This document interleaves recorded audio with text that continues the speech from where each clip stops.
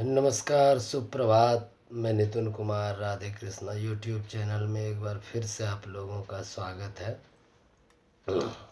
आज की हमारी परिचर्चा, हमारी कथा का सार ऋतुओं में होगा। ऋतुओं में जिस प्रकार से कहने का अर्थ है कि ऐसे तो अमूमन 4 ही ऋतुएं मानी जाती हैं, परंतु हिंदी महीने के अनुसार 6 ऋतुएं होती हैं। इसके बारे में मैंने आपको पहले भी बताया है। तो कहने का अर्थ है कि जब ऋतुएं परिवर्तन होती हैं तो मौसम भी परिवर्तन होता है। और बोलिए राधे राधे, जय श्री कृष्ण। तो जिस प्रकार अब शरद ऋतु का समापन हो चुका है और बसंत का आगमन हो गया है,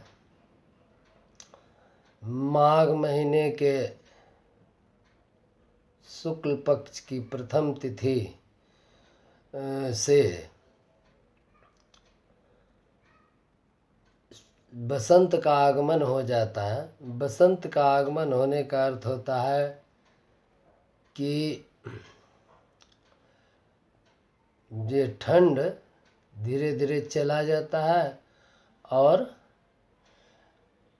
गर्मी धीरे धीरे आने लगती है। पछिया मौसम मतलब कि पूर्व पश्चिम की ओर से जब हवा चलती है तो उसमें थोड़ी तीव्रता होने लगती है, उष्मा होने लगती है और माहौल गर्म होने लगता है। तो इसी माहौल में जैसे कि अभी गेहूं की खेती, मक्के की खेती, अन्य दलहन तेलहन सब की खेती है, तो इसी गर्मी से उसमें बीज बनते हैं। तो कहने का अर्थ है कि ऋतुओं में बसंत को ऋतुओं का राजा कहा गया है। ऋतुएं, बसंत ऋतु आने पर मौसम सुहावना हो जाता है, हर तरह मतलब कि नएपन का अनुभव होने लगता है, क्योंकि इसी मौसम में होता है। तो धरती की प्यास बुझाने के लिए इंद्रदेव भी मतलब कि इस वर्ष का प्रथम मतलब कहने का है कि बारिश भी बीच बीच में थोड़ी थोड़ी होने लगती है, हल्की हल्की बारिश होने लगती है, तो मौसम थोड़ा साफ हो जाता है, हर चीज़ दूर तक दिखने लगता है। और इसी मौसम में आम के कई प्रकार के जो फलदार वृक्ष हैं सभी में मंजर भी आने लगते हैं, क्योंकि कामदेव के पुत्र बसंत जो है कामदेव और रति के पुत्र हैं। इस मौसम में मनुष्य हो या जानवर हो,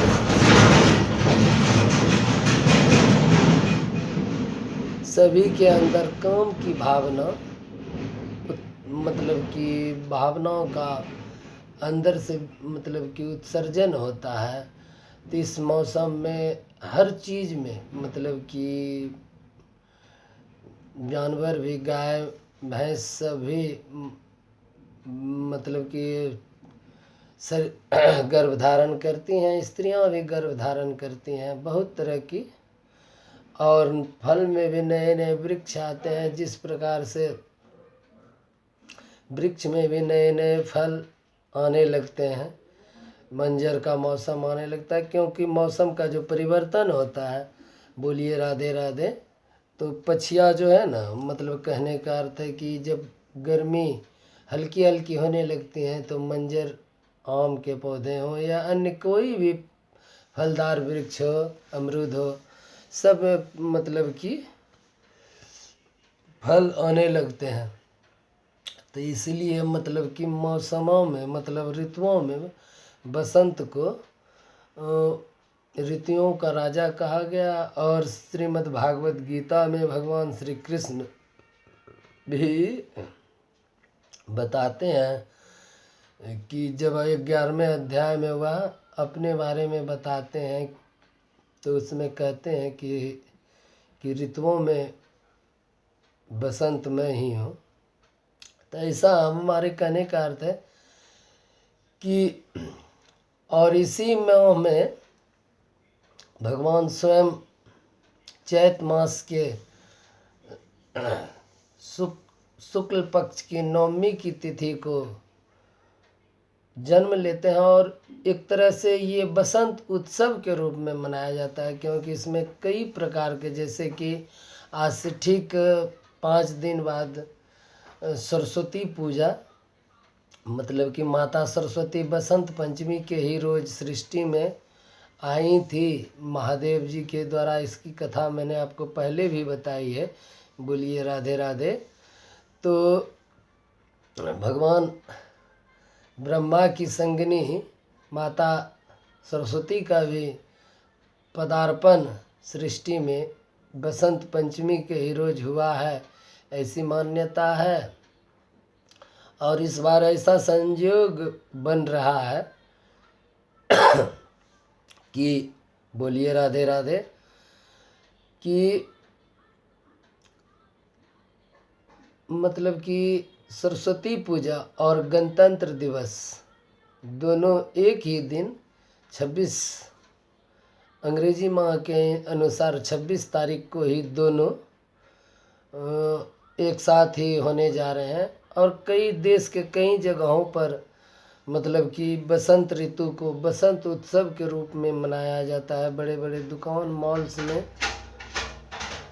इस पर कई प्रकार की योजनाएं, मतलब कहने का अर्थ है कि सेल पर छूट भी दी जाती है। ऐसा मैंने कई बार पेपरों अखबारों में पढ़ा है। खास करके उत्तर भारत और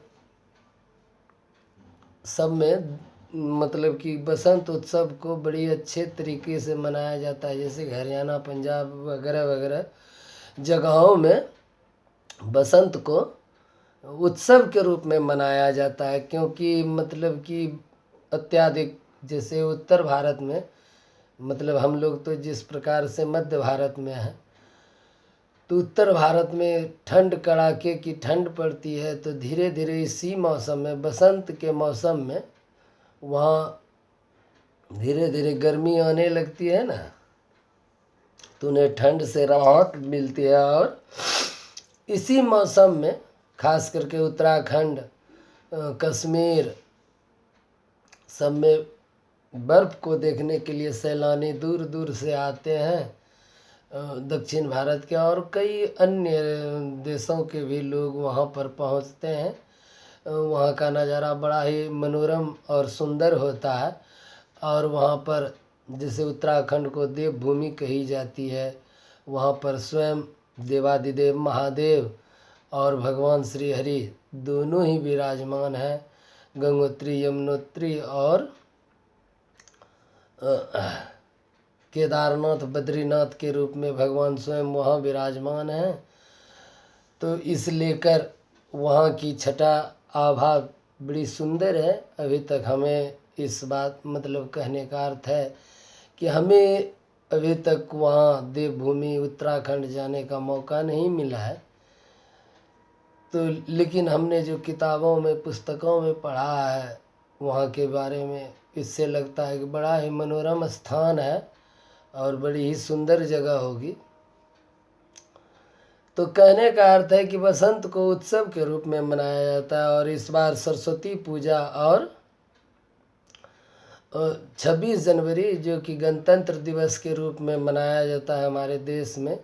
हमारे देश में इसी दिन, मतलब देश को सुचारू रूप से चलाने के लिए कानून बनाए गए थे, जिसका सभी देशवासी पालन करते हैं। और जिस प्रकार से किसी भी घर को भी चलाने के लिए नियम बनाए जाते हैं, किसी समाज को चलाने के लिए, उसी प्रकार देश को चलाने के लिए नियम जो बनाए गए हैं, कानून बनाए गए हैं, उसकी स्थापना दिवस 26 जनवरी को मानी जाती है। 26 जनवरी 1950 में इसकी स्थापना हुई थी। ज़्यादा तो इसके बारे में मैं नहीं जानता, लेकिन ऐसी ही बात है। डॉक्टर भीमराव अंबेडकर की अध्यक्षता में कानून का गठन किया गया था। इसके बारे में 26 जनवरी पर स्कूल में राष्ट्रीय त्यौहार के रूप में इसे मनाया जाता है। तो इस बार बसंत उत्सव और राष्ट्रीय त्यौहार गणतंत्र दिवस दोनों एक साथ ही 26 जनवरी को है। इस लेकर इस बार का गणतंत्र दिवस और बसंत उत्सव मतलब कि कहने का अर्थ है कि दोनों एक साथ होने के कारण दुगना उत्साह के साथ मनाया जाएगा। बोलिए राधे राधे, जय श्याम। कई जगहों पर इस मौसम में पतंग का मतलब पतंगबाजी का कार्यक्रम भी होता है। देश के कई हिस्सों में, शहरों में ऐसा होता है। तो बसंत उत्सव के रूप में मनाया जाता है। तो हमारे कहने का अर्थ है कि आने वाले नए मतलब कि ऋतुओं में नए मौसम का मतलब आप लोग भी लुत्फ़ उठाइए। और लेकिन एक बात है कि जैसे कि मौसम बदलने लगते हैं तो इसमें सर्दी जुकाम वगैरह वगैरह, और इसी समय में ज़्यादा ठंडी लगने का मतलब कि होता है कि ठंडी कम हो जाती है तो लोग कम कपड़े पहनने लगते हैं और अचानक से ठंडी लग जाती है, क्योंकि ठंडी शुरुआत में या अंत में ही ठंडी या लू जो कहते हैं गर्मी में चलती है वह होता है। तो आप लोग सावधान रहें, सतर्क रहें, राधे राधे जपिए और अपने जीवन के कार्यों को कीजिए। ईश्वर आप लोगों को सुख शांति समृद्धि दे। बसंत उत्सव की आप लोगों को हार्दिक बधाई, नमस्कार, राधे राधे, जय श्री राम।